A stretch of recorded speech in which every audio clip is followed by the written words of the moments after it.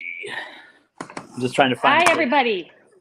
Hello. We are live right now, guys. I'm live with Dan, Dee, and Adam. Adam is just getting set up. So I'm going to start introing our show here, and we've got a lot of exciting stuff for you. So let's get going. Welcome to Talking Saratoga, a weekly podcast with insight on the latest news, debate, and discussions from Saratoga Springs, a city that has never suffered from a shortage of opinions. I'm Robin Dalton, a New York City girl turned Saratogian, a city council veteran, and a mother to John, Charlie, Alice, and Tommy, my four little monsters on Caroline Street.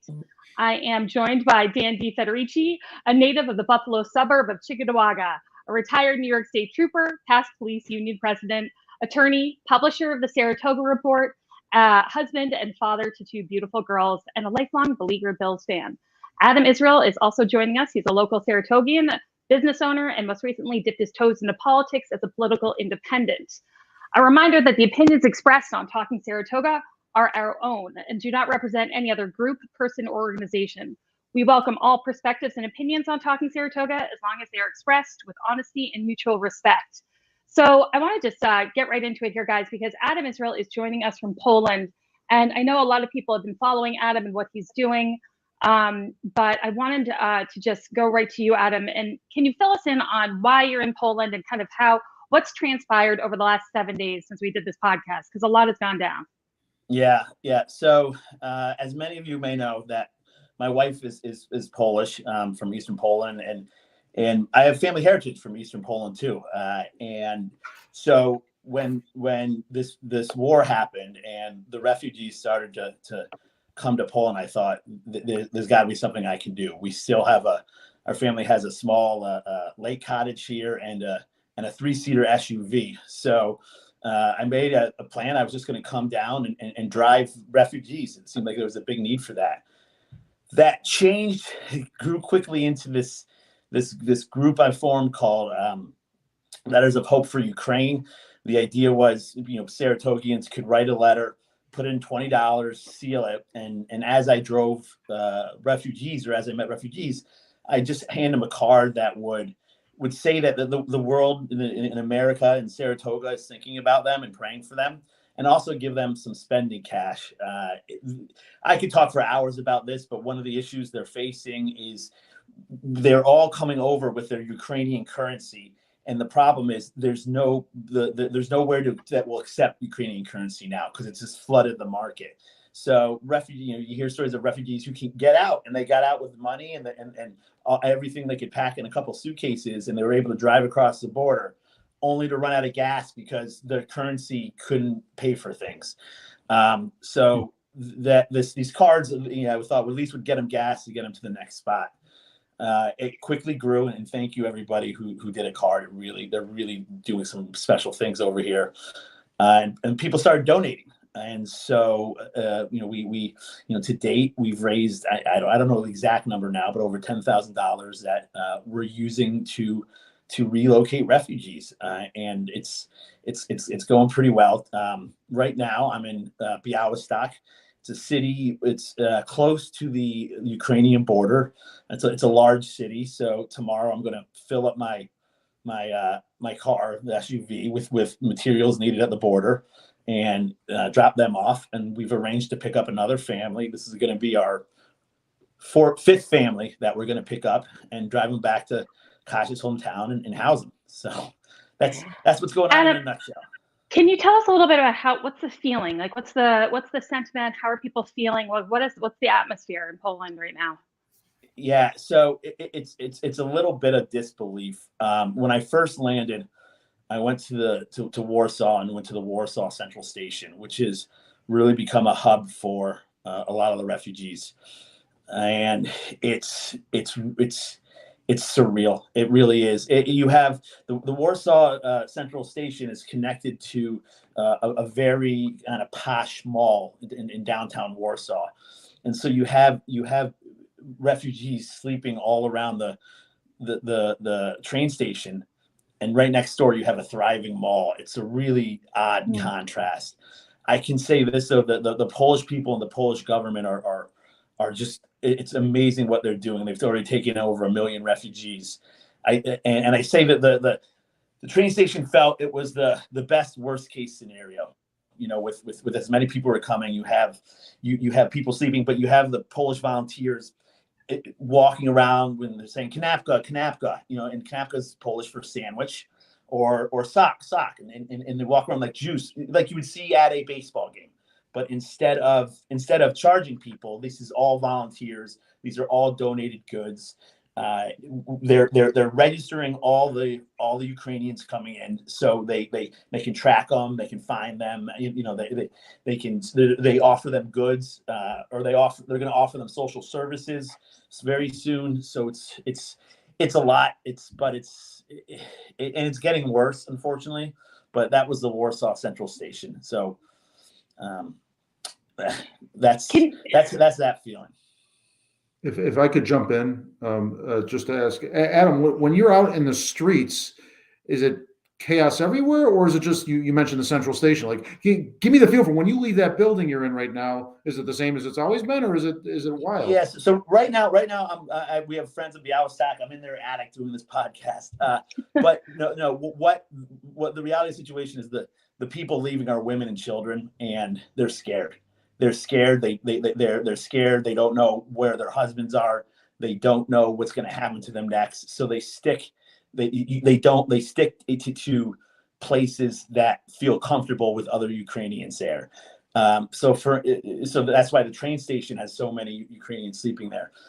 For instance, go ahead, Robin. Sorry, just to clarify. So that is because what you've seen is that, for the most part, the husbands are staying or going back to Ukraine or staying in Ukraine because they're fighting. Is that correct? That's why everyone is separated. Yeah, that's why everybody's and that's why it's women and children and old men. But that's what you see, and mostly women and children. I think a lot of old men stayed to fight too, and that makes it even more difficult. I think just to see. And I'll give an example of we were evacuating a family yesterday, and it was my brother-in-law and I in Warsaw, and they didn't feel safe riding with two strange men. So a female volunteer drove them 3.5 hours to the hometown, worked with me to get them settled so they felt comfortable, and 3 hours back. And she drove the 3.5 hours back. She left Augusta at 12:30 in the morning, so she wasn't getting home to 4 o'clock in the morning, and she was just a volunteer. So it's really special to see. You see the worst, you see the best in people right now, but it is because of the worst of people too. So, and you're close to the border, correct? You said you're close to the Ukrainian border right now, where you are? Yeah, right now, Białystok. Yeah, it's probably about a 2-hour drive, an hour and a half drive. It's the Ukraine borders the Poland on the south, so it's kind of right at the top of the Ukraine where Ukraine is, but it is a major city where you can go and buy bulk goods. So that's why I'm here tonight. I see. Adam, one of the things that I keep observing when I'm, looking at all the coverage, and I don't know if this is what you're seeing as well, but it's this kind of idea that, we could all be living our regular lives, but war happens so quickly. And, next thing you know, it doesn't discriminate with the class, gender, money. War is an equal opportunity animal. And so these are people from all walks of life, and it's people who never expected to be in the position they were in. But yeah, it really is. You have people from the city centers who are, I don't know if posh is the right word, but more affluent. So they're sleeping on the train floor. You have the villagers, and they're sleeping on the floor. One task I was on today was a hotel in Augusta took in 30 women, and I think they said 11 kids. And once you get to my wife's city, you go to the city hall, and the city hall turned essentially their courtroom into a receiving station. So there's translators there, there's computers, they log in all the refugees, but then the rest is filled with tables of donated goods, right? So when they come in to get checked in, they can do shopping. they go around and they do the shopping and find the things they need. And it is, if this is a week ago, this would have been unheard of. That's how fast it happened. And that's how impressive it is what the Polish government is doing. One thing I want to really quickly say, and I'm going to say this 1,000 times, is we have to offer the Ukrainians refugee status. One of the ladies we had, I'll tell the story real quick. My wife was talking and coordinating with her, and my wife's been doing all the coordination about this, and like everything in our marriage, she does all the work and I get all the credit, but she's doing a great job. But she was talking to this lady and the husband was a policeman, and he was coming over with his wife's sister and their kids and his father. Well, once they started to get acclimated and started to get comfortable with Kasha, he told him that no, he stayed and he's fighting, and he was just nervous about sending his elderly father and sister-in-law and wife and kids with strangers. So it really, I'm praying for that man. We're friends on Facebook now, which is kind of cool. To be honest with you, I can't even talk to him right now because I think I would just lose it because he's out there fighting. But I did tell him that, his family's safe. So. Well, Adam, you don't want to hear praise from us because there's so many doing everything, but we're speaking for Robin, myself, and her viewers. What you're doing is incredible. We could do this podcast for 5 years, and we may never cover a more consequential story with from a Saratoga perspective on such a world event. So I'm moved by what you're doing. I know you don't want the praise, but you're going to get it anyway because this is incredible what you're doing, and I just had to say thank you. And I want to jump in and say the same, but also give so much love and praise to Kasha, because Kasha's Adam's wife. She's here. She's raising kids. She's making it all happen. Her family's in Poland. She's talking to all these. She's coordinating all. Yeah. I'll tell kind of two quick more stories, and if you guys have any other questions, great. But one is, tomorrow from the border, we're picking up a family who they were traveling they were on vacation in Egypt when the war happened. Somehow they got to Budapest. They got stuck in Budapest, and they're making their way to the border, or actually to the train station. They're not going to be at the border. They're going to be at the Warsaw train station.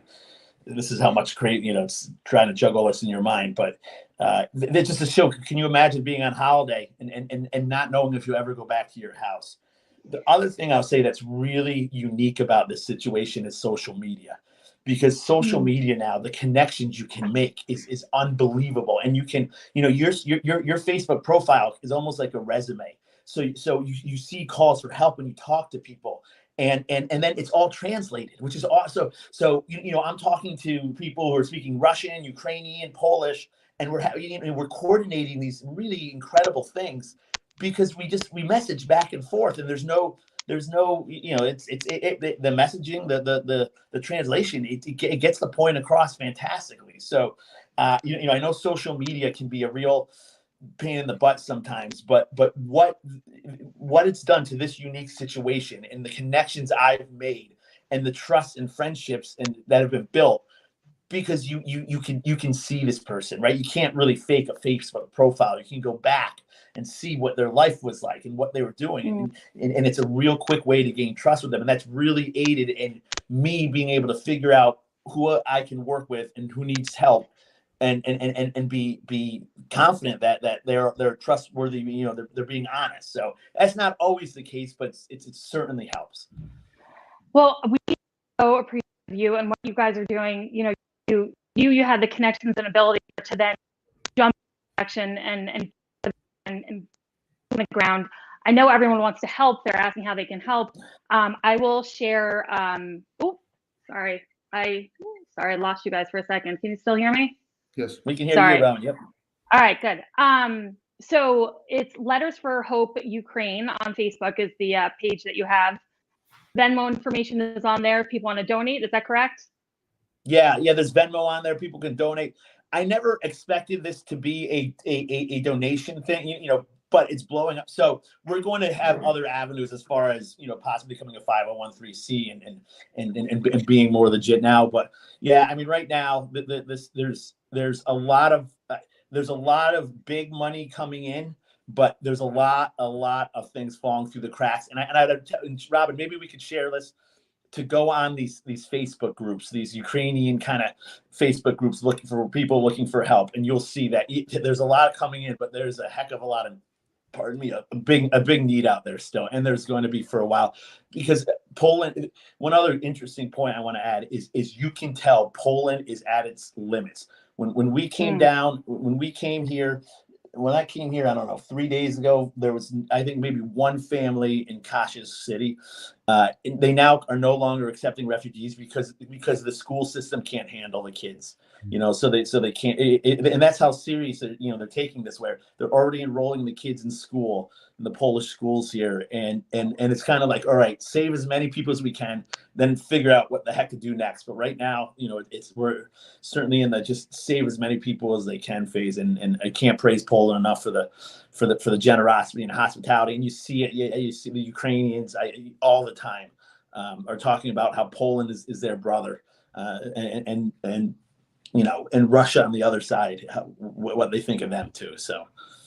Well, I think we all see so much of ourselves in what's happening with the Ukrainians, and so it feels like it's a for democracy and really good evil. And so I know that my heart is with them, and just so happy you're there. But stay safe, please. Be careful and stay safe, because we need you in one piece, buddy.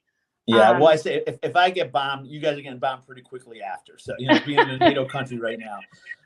So I appreciate that. And I know, Robin, you and I talked about, real kind of off the cuff, but we'll see if we can make of doing, something from the border tomorrow. So just to kind of shed light on what's going on at the border, and bring awareness to this.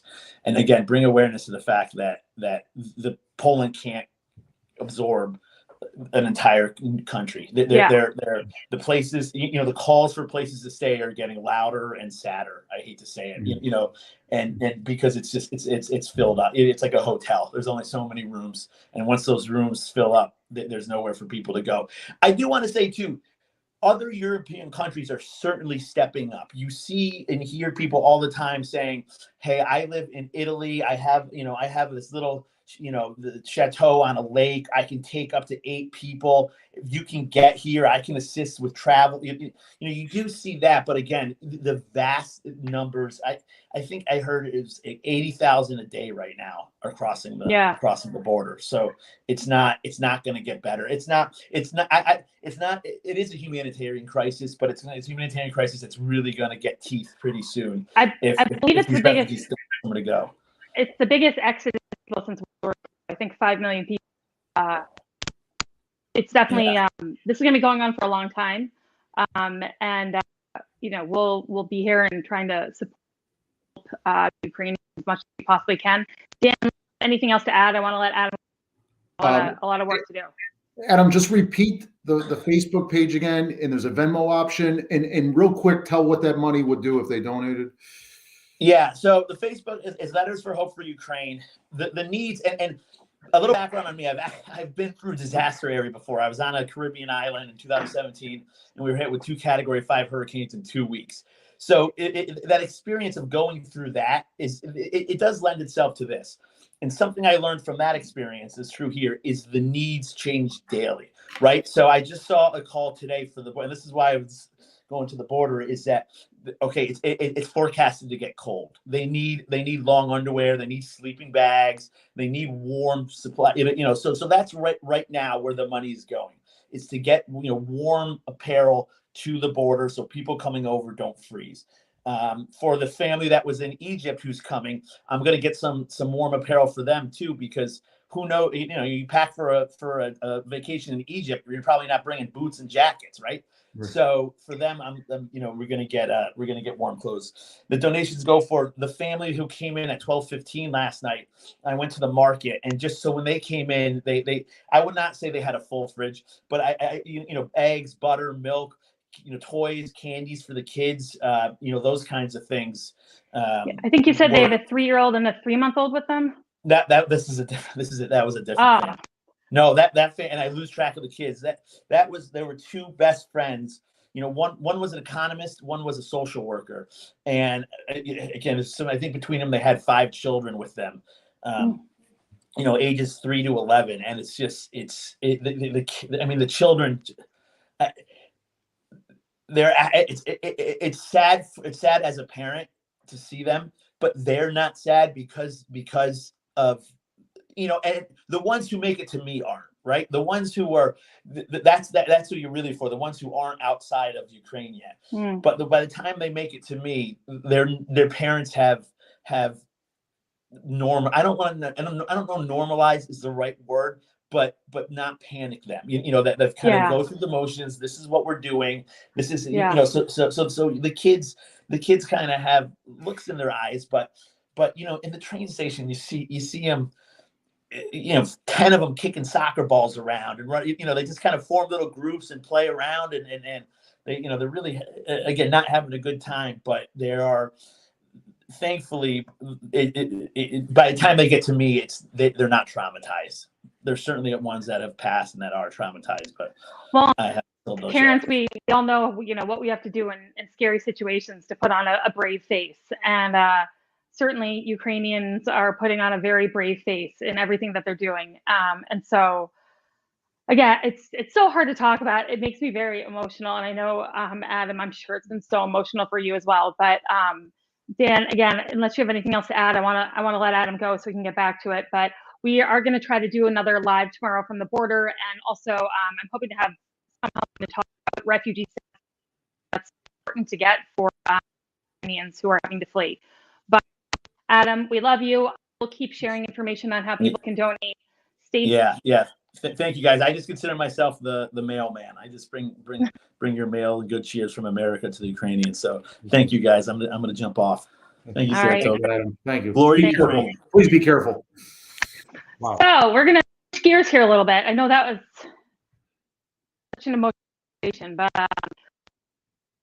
and in our next guest. Hello, Tim and Elliot. Can you hear me? Yes, ma'am. Hello, welcome. Dan, do you want to take this one away? Sure. First of all, Tim and Elliot, we originally planned on keeping this separate, but we move on the fly with this podcast. So thank you for both joining us. And I just want to editorialize for a minute how this crazy segue from what Adam is doing. How fortunate are we here in America? I feel guilty every day, and I'm sure you do as well. You go to the ATM, you get money out so you can buy stuff to feed your family. And, imagine this family with kids. I put my kids in a minivan with air conditioning and a DVR, and that's tough enough. I'm so moved by all this that we are so fortunate to be able to talk about our next subject as if it's so serious. And on a local level, it is. But at the same time, in the life and death that in the world that Adam's living in right now, we are just so fortunate, and I hope everybody realizes that. I'm not going to apologize for being fortunate, but I am going to appreciate that we can deal with small issues that are not life and death. So with agree. With that segue, we have you both on because Saratoga Lake is back in the news. Just a few weeks ago, it was Snake Hill. This week, it's regarding a proposal for condos and commercial space on the south shore of Saratoga Lake in the town of Malta, where Dodonna's restaurant was for years, and now it's a nostalgia ale house and wine bar. And as you might expect, have a proposal for 96 condos on a lakefront that will create some controversy, and that is certainly the case here. This issue has been in the press, and we wanted to bring some people on to talk about it and give some insight into it and so forth. So our two guests, I'll introduce you both, and then Tim, I'll go back to you. Tim Dunn is Malta Town Councilman since 2015. He serves as president of Dunn Strategy Group, a business and marketing consulting firm, and spent 2 decades working in real estate and economic development. Also, Elliot Creswell is the president of the Saratoga Lake Association. The SLA is a nonprofit organization dating back to the 1930s. I did not know that until you wrote that for me, Elliot. It has over 400 members, You can join on their website if you have a care for Saratoga Lake, and I'm a past member, I need to re-up. Their mission is to promote and enhance the health, safety, sanitation, ecology, recreation, and environmental quality of Saratoga Lake through education, charitable contributions, and environmental action. So Elliot, thank you for coming to us. Tim, back to you. You two, by the way, are our second guest ever on Talking Saratoga. So that may be a Jeopardy question someday, right? We're thrilled So to have you both. congratulations. This is really breaking ground for us, and this is our first live broadcast. That'll be the separate. The green room was fantastic, Dan. Well, how was the green room? It was good. The snacks and the beverages in the green room. And Robin, thank you for setting this up. I have no part of this. She has 100% part of this, and she wants me to help take over some of this. And I keep promising her I will. So far, I've been able to dodge that. But Tim, can you kind of set the table for our viewers here on this more than what I said? And if I was wrong, I'm thick-skinned. Don't be afraid to correct me on what I said so far. What can you tell us about this project, and why is it not sitting well with some of the property owners at the south end of the lake? No, well, first of all, thank you both for having us on. Far too often what we see in projects of this magnitude is folks not getting involved on the front end, and after it gets built, then everybody gets upset. And so I think we're very fortunate on Saratoga Lake and in the town of Malta that we have a really well engaged local community and folks that really very deeply care about the community. No, you generally characterize the project correctly. What's been proposed for the former South Shore Marina location is a combination of residential and retail uses, sort of a mini community unto itself, with about 96 condos and townhouse units, along with a clubhouse, gym, pool. There's also plans for a restaurant that would be open to the public, and a small public benefit of a public accessible kayak launch with some parking spaces along with it. And you did correctly identify the location. This is the old former Dodana's Nostalgia and South Shore Marina, right at the end of Dunning Street, Plains Road, and corner of 9P. Excellent. And so what are the next steps if this project is to go forward? Did you just have a meeting 2 nights ago? Is that correct? Can you? Yeah. So we originally heard the original concept about a year ago on this project, quite a while ago, and it's evolved a little bit. But we did hear a presentation just on Monday night, and the proposal itself, what the developer is looking for is what's called a planned development district, or a PDD. And these are land use tools that are used primarily when there's a project that's desired to be built that doesn't directly align with existing zoning and master plan that are in place. And we see, unfortunately, a lot of these in the town of Malta. For many years, the planned development district was sort of the land use tool of first resort. We've tried to address our zoning and modernize it to avoid these PDDs, because they're essentially an exception to the law. They're an appropriate and usable tool, but they're not the most easily manageable or really not envisioned in master plans and long range plans. We did just hear a proposal from the applicant on Monday night. Last Monday night, this past Monday night, we referred the project to the planning board. And from a process standpoint, once the application for a project is deemed complete by our planning staff, the town board has 30 days to refer that project to the planning board for their review. The planning board is an independent volunteer board that's appointed by the town board. But even though they're appointed by us, they're independent from the town board. There's actually a specific exclusion in state law that prohibits town board members from interfering in the activities of the planning board. The planning board will review this project and its application and all the implications of it in a public and transparent manner as part of regular planning board meetings. and then ultimately provide a recommendation back to the town board to either reject, accept, or modify the proposal. And then ultimately it comes down to the town board to finalize and approve or disapprove the project as it has been proposed. So this is really starting the process. It's definitely a process that will take some time as we go forward.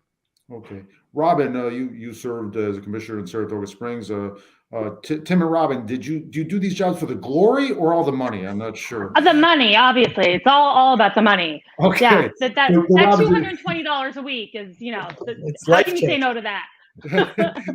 Robin, you have some insight into these processes as Saratoga has, slightly different, but still parallel, perhaps. Do you have any questions for Tim? No, I'm actually it's really interesting to hear about how other municipalities, what their process is, and how it works. And I think it's helpful because I don't think we have a perfect process here by any means. And so getting feedback early and being able to make adjustments early, I think is always great. And making compromises, which has to happen, are important.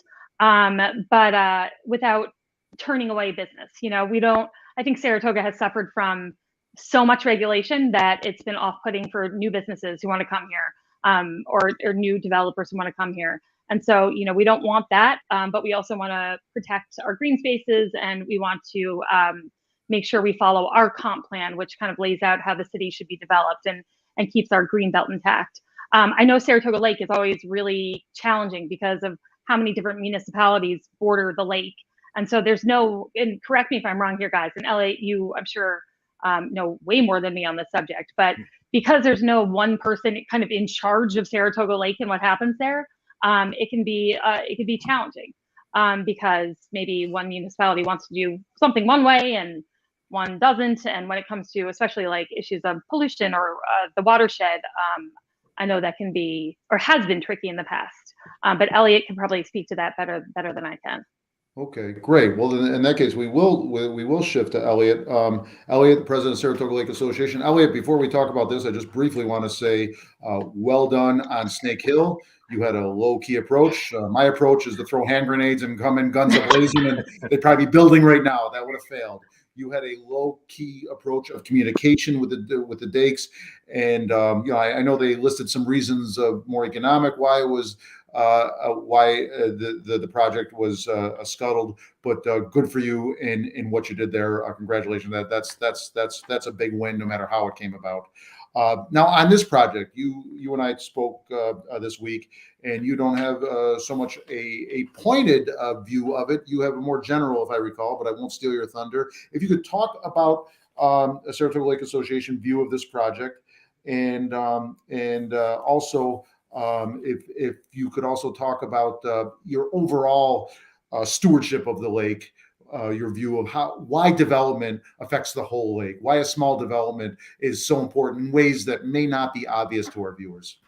Sure. Well, Tim, it's good to see you. Dan and Robin, thanks for having me, and certainly.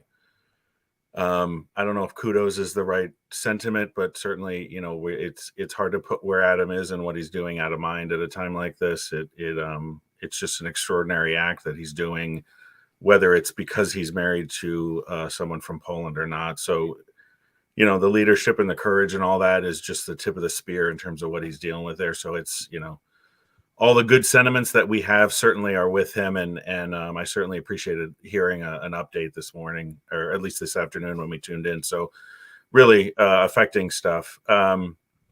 So there's no real good segue back to what we're talking about. So I to the lake. Yeah, but again, we really appreciate you guys reaching out and sort of the open-minded way of approaching this. And there's a lot to these projects for sure. And as you mentioned, Dan, SLA doesn't have a defined position with regard to South Shore Marina. The Dodanas, that family have been members for many, many years, and they've been pillars for the lake community for decades, running the business in the marina and seeing that grow as the lake community itself grew. So we certainly wish them well in the next chapter, whatever that brings for them. And as Tim mentioned, the Mangino family, just a little bit down 9P, are potentially in a similar situation, longstanding pillars looking to maybe transition their property and business and open a next chapter. And, we welcome that. We encourage that. We certainly wouldn't want to oppose that. But to your point, Dan, in terms of a broader perspective, just a little bit of history for SLA. As you mentioned, we've been around since the 30s and 40s. At that time, we were called the Saratoga Lake Property Owners Association.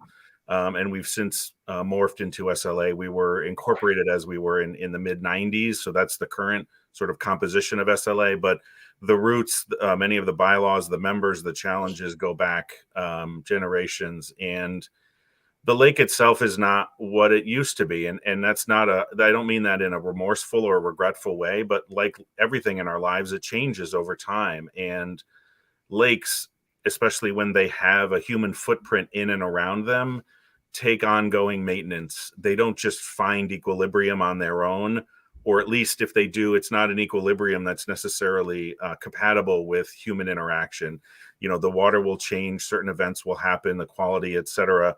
And so it takes stewardship, it takes attention, it takes management, it takes an active collection of partners, frankly. And so SLA has been sort of the constant voice of the neighbors, of the people that come and live here, whether it's year round or seasonally. We've interacted with municipalities as best we can. Those relationships, like any, there have been times where they're really strong and close. There have been other times where they're more strained or distant. And we're constantly working to improve that from our perspective. And so just to bring this down to a really specific example, I think, Robin, you highlighted this dynamic. If you think of a typical oval bathtub that's not dissimilar to the shape and contour of Saratoga Lake, and while we may draw lines around that as political and geographic entities, the bathtub doesn't know any different. The bathtub doesn't know where Stillwater ends and where Saratoga begins. And if you fill that bathtub with water and squirt a bunch of, say, food coloring in there, the food coloring is not going to ask you where the Malta town line is and say, well, I'm not supposed to go beyond here because I'm from Malta. I'm going to stay to my little corner. And so, I don't mean to be cute with it, but that's the dynamic. And that's helpful, actually. That's a good analogy. The stewardship element comes in. And so, again, by way of a short history lesson, in 1986, legislation was passed at the state level to create the Saratoga Lake Protection and Improvement District. Many you may know it by SLIPID as the acronym. That they have 5 commissioner seats, 1 for each municipality, and then an at-large seat. And then luckily, they very recently appointed a full-time staff member, Christina, who is just doing a tremendous job. She has deep roots in this area, cares very, very deeply about the lake. So that's a government entity. They are a government entity. They're a taxing authority. Their jurisdiction runs just a little bit past the bridge on Fish Creek on Union Ave, if you're familiar. And they collect money and they run those big, weird orange harvester things that you might see out on the water. Those are theirs.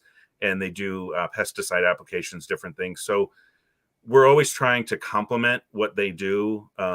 We are a 501c3. We're a nonprofit. We are, a very different animal. But the more we can have, healthy communicative relationships with the town of Malta, with Stillwater, who I give a lot of credit for showing, a lot of leadership and forward thinking on this stuff.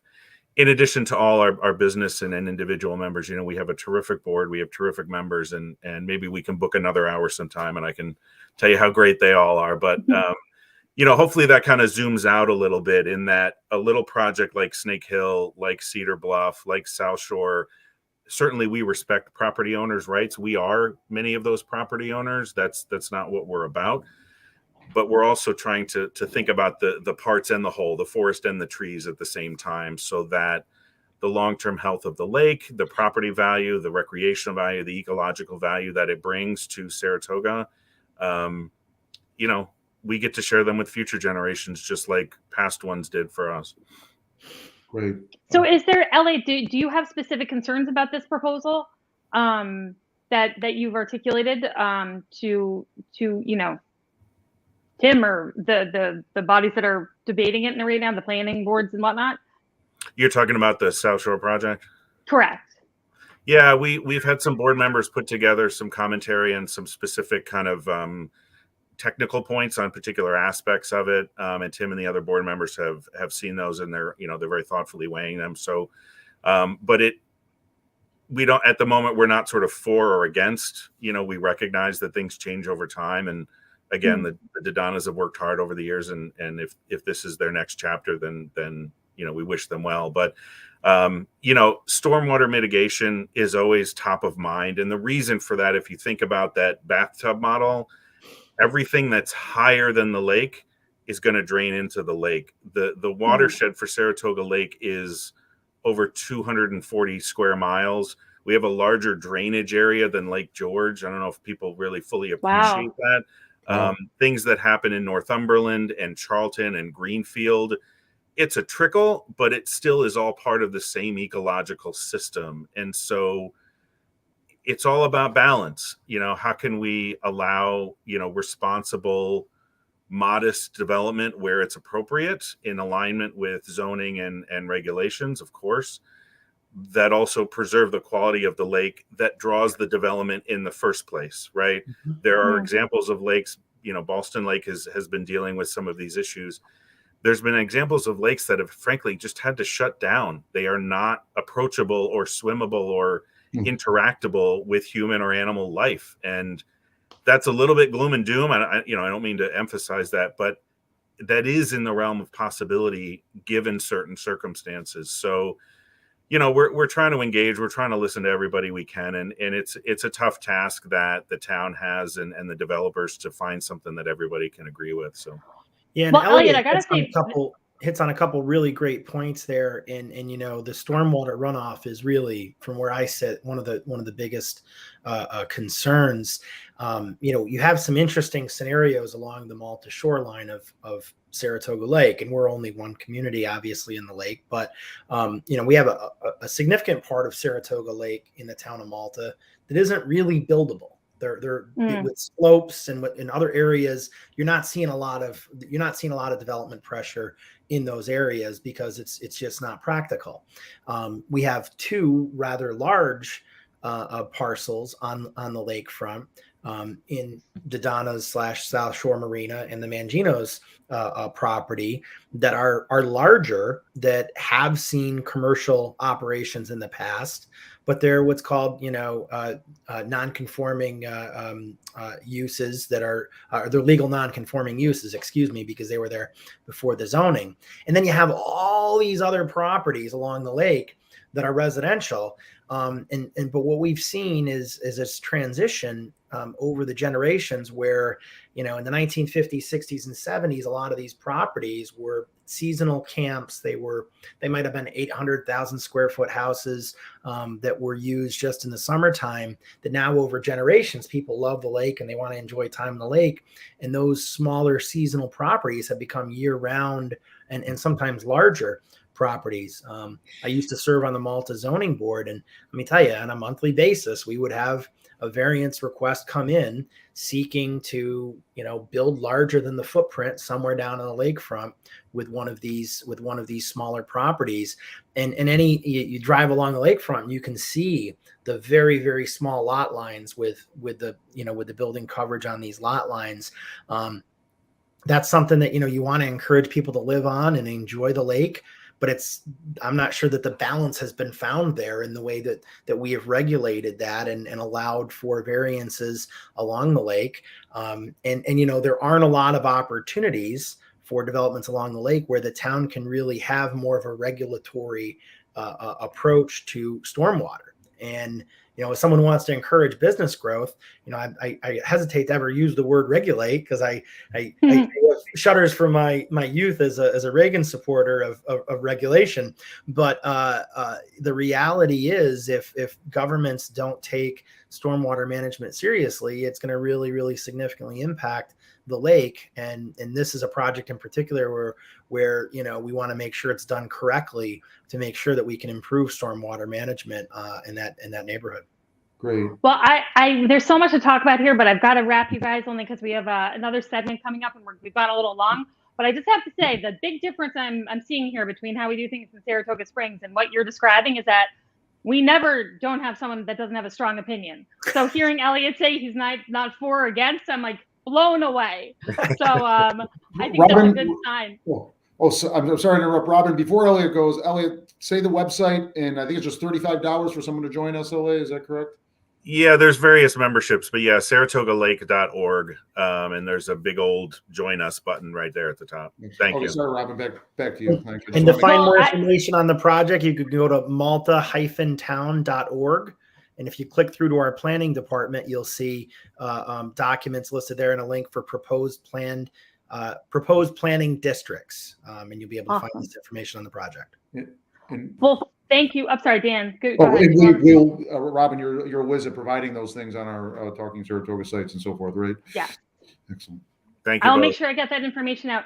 Thank you both so much for your approach and for coming on and for being so collaborative in all these projects. I think it's the best thing for everybody. So thank you. We appreciate it. And I hope we can have you back soon. Thank you. Best to Adam. Thank you. Take care. Joining us now is Abby. Can you hear me? I can. How are you guys? I'm good. How are you? Good. We're doing great, Well, Abby. Thanks for coming. Thank you for being here, Abby. So sorry guys, we're using this new platform and I've got a lot going on trying to manage here, but we wanted to welcome Abby, who is the president and CEO of Empire Media, which publishes Saratoga Living and Capital Region Living magazines, as well as programs for SPAC, the Albany Symphony, and other nonprofit organizations. You just had a brand new issue of Saratoga Living come out. I don't know if people can see it. It is beautiful. Looks awesome.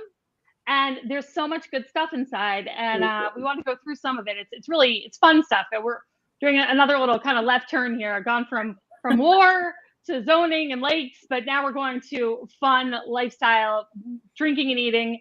And you have a lot of good scoop in here about things that are opening and happening and new. And one of the things that I know that we were talking about was, let's see, SPAC programming is a big thing. They just announced some programming that's really exciting. Yes, everyone, we're just so excited for the summer after one completely canceled season and then an abbreviated one last year. They're coming back full force this year. We've got Yo-Yo Ma, we've got Joshua Bell, we've got all 90 ballet dancers coming back this year. It's going to be an amazing summer. So we're all very, very excited. That is awesome. I know there's a lot of some restaurant and bar news too. We've got some new hotspots opening soon. Yes, we're seeing a ton of activity coming out of COVID. It's really exciting. So much so that we've really ramped up our food and drink coverage in the magazine. So if that is an interest of anybody, we do encourage you to start picking up the magazine. We're doing more and more stories. Some of the new stuff that's happening here in downtown Saratoga, everyone's talking about Bocage. The biggest question I'm being asked is, are they only serving champagne? No, of course not. This is, by the way, this is the little champagne bar. We had talked about this on Phyla Street, correct? Yep, it's on Phyla Street, just off of Broadway. It's in the space that used to be a falafel place. It's very small. It's going to be, I called it a confection of a bar. It's just this tiny, beautiful little jewel box that's serving champagne, but they are serving still wines as well, and they will have a full bar. Going into summer, their plans are to start serving brunch. They're going for a kind of tea party type brunch, and I think it's going to be a lot of fun. So the other big piece of news that I've been hearing about was we know the Martell brothers who own Druthers and also opened Seneca, which are two, really favorites of people in Saratoga Springs and beyond. The stadium space that has been vacant for some time on Broadway is being taken over by the Martells, I believe, and they are opening up a really exciting new concept of a restaurant there. Yep, it's correct. Rhea, and they experimented with sort of this noodle concept by doing some pop-ups at Seneca, which you mentioned. And half of the menu will be different ramen dishes, which is really exciting because we don't have that here. And half are small plates, your sort of bao buns and your other Asian small plates that are really fun to share. And they're going to have a full bar. It's going to be a really fun environment. And just like you said, something different. Yeah, I'm so pumped about that. Who doesn't love ramen, right, guys? Yes. If I can make a slight correction, because they're a longtime Saratoga Report advertiser, 9 Miles East, which does everything well, does do ramen every Wednesday. Now they're not a ramen restaurant, but I do want to point that out. And their ramen is partial to 9 Miles East. But is there anything that the Martell brothers touch that doesn't turn out terrific? Right? You just know this is going to be terrific. Yes. They've got the special sauce. That is for sure. They got the special sauce. There was a couple other restaurants that you'd mentioned that were expanding and or opening that I didn't know about, but I know our viewers would want to hear about. Sure. Fans of the Hideaway, I think, is one of the ones you're probably referring to, which is over at Saratoga Lake Golf Club. And it's not, non-members can definitely go. It's a great little lunch spot. They've got great cocktails, sandwiches, that kind of thing. They are opening up a new place called Iron's Edge in Ballston Spa. Same type of feel, but new menu items. We talked about Ray, we talked about Bocage. Oh, and then Artisanal Brew Works is opening a much bigger tap room on the way to Nove from downtown. And they're offering Bloody Marys, their first kind of cocktail. So we're hoping they're going to expand. And very exciting for us is they're going to do a beer garden for the summer, which is super fun. And then hopefully down the road, they are going to have a restaurant component. Abby, prediction, where will be the hot spots this summer for bars or restaurants? What do you think is going to be like? Where are the lines going to be? I'm a sparkling wine girl myself, so I'm really pushing Bocage myself. I think Morrissey's, again, you can't beat it. Location, ambiance, they are just moving so fast, trying to get all of these new things, all the new renovations and new concepts up and running. I'm hoping those two, and also you can easily walk back and forth between those two. So I think that you're going to see a lot of action on that part of the street, walking back and forth across Broadway, I think. Dan, what are your favorite summer, spring outdoor eating spots? Do you have any favorites? You mentioned you mentioned Seneca earlier, and my wife and I love it there. We've never been to the outdoor patio, but we absolutely love it there. Anywhere along Broadway. Is there a bad seat at any restaurant? You're going to get great food, a beautiful view. The ambiance, the commotion is actually appealing to me. I'm a Saratoga lover from the heart. We talked earlier, Abby, and I won't get back to getting so serious again, but we are so fortunate here. When there's serious things going on in the world, we realize we're that much more fortunate. But even when life is pretty even keeled, we still are so fortunate here to have what we have here in Saratoga Springs. Are there some problems? Certainly. Is it perfect? Are there things we need to address? Do we have to become more human? Absolutely. But at the same time, I'm going to enjoy life as much as I can during times that I can. Again, we're taking well, and you know what makes everything better? A drink and a good meal, right? Yes. And you said Broadway restaurants. I got to just give a shout out to my little hood down on Henry Street, because Henry Street is popping. There's so many great spots down there. Down Phyla, this new champagne bar, but then you keep going. You've got Patty's. You're right. Yeah, it's not limited. It's in the outskirts, even the outskirts. You mentioned Nove, and there's other restaurants into Wilton, and down in Malta. We have a plethora of choices here. And as well. I love Ballston Spa restaurants. Of course, I'm going to tell everybody to eat in Saratoga Springs, because we like the sales tax, right? So everybody eat in Saratoga Springs, please. But Abs, you also were telling me about this concept that's opening up, I think, at the mall, that I was like dying over, because I thought it was so interesting. Are you talking about the X-Files Museum? The X-Files Museum, Saratoga. We are getting an X-Files Museum. At the mall. What does that even mean? Oh, it's going to be something. I'm pretty excited to go down there. They have now, since press time, they have committed to the opening date of April 30th. So we still have a few weeks. This couple loves the X-Files. They have a great story. They have been collecting things for years now. And they actually bring their memorabilia on the road to the various X-Files conventions and things. But they have some items from the actual shows that were so big they have been unable to travel with them. So when I'm talking fans from around the world, I am literally talking. We've been getting messages from people around the world dying for this museum, and the show creator, which in this world is a god, is coming to the opening on April 30th. Wow. So we're talking a big deal. David Duchovny himself on TMZ gave his blessing. Then we have the show creator. There's been a lot of things coming to the ribbon cutting. I mean, this is sort of a big deal. So very exciting. Can I put you on the spot? Do you know where in the mall this is going to be? No, it's actually on Route 50, just past the mall. Oh, I'm sorry, on the other side. That's right. Across Route 50.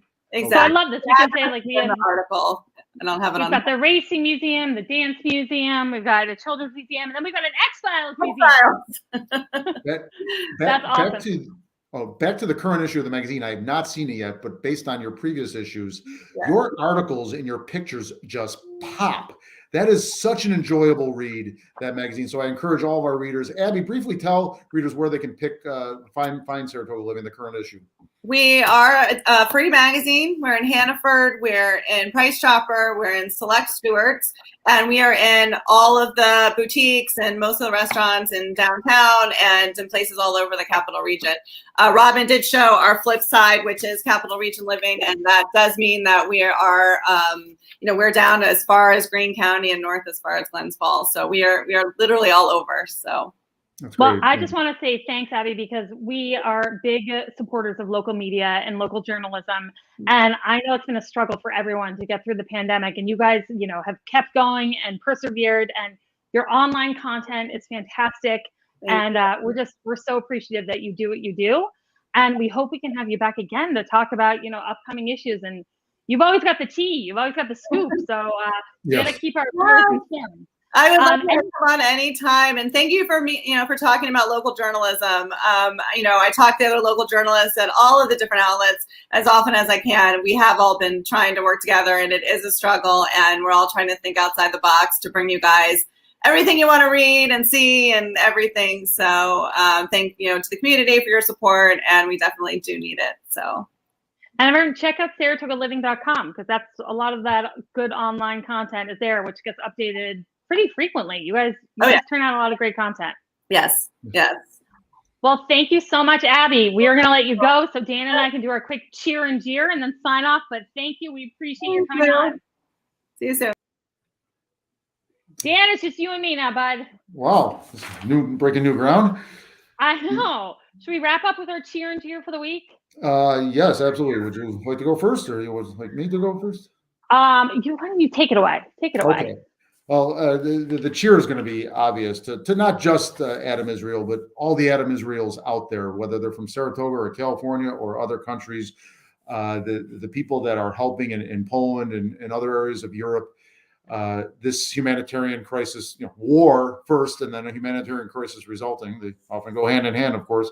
God bless Adam. God bless everybody that's out there. The spouses back home, like Adam's wife, that are doing everything. I can't say enough. I feel so small when I think about what people like Adam are doing, and I'm just not in a position to do what they're doing to go over there. So I thank the world that we have the Adam Israels of the world, and so many like him, and the families back home that take care of the home front.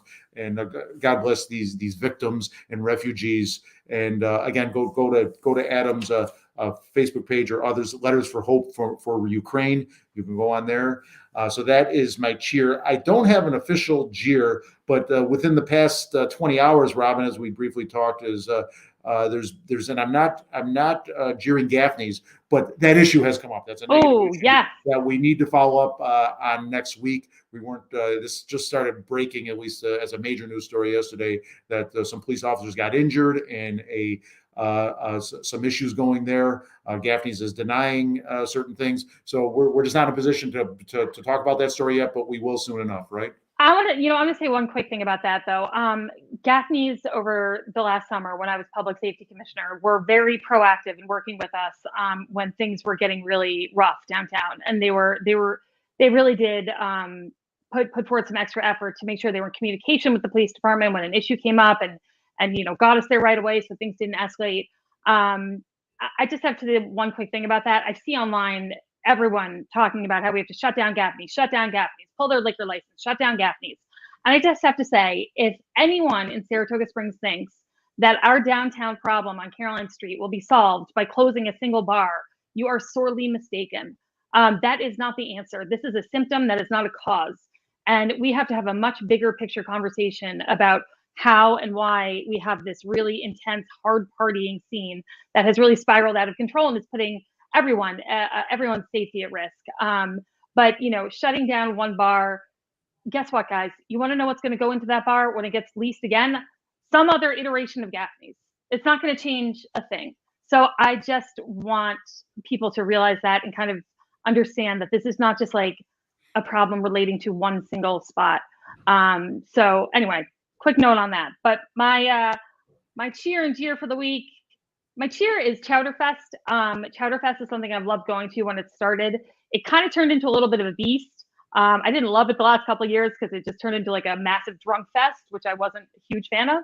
But I'm glad that it's back this year, and I love how they're doing it, which is all week long. When it starts, you can order chowder or go to all the participating restaurants and have chowder and taste it and sample it and rate it and whatnot.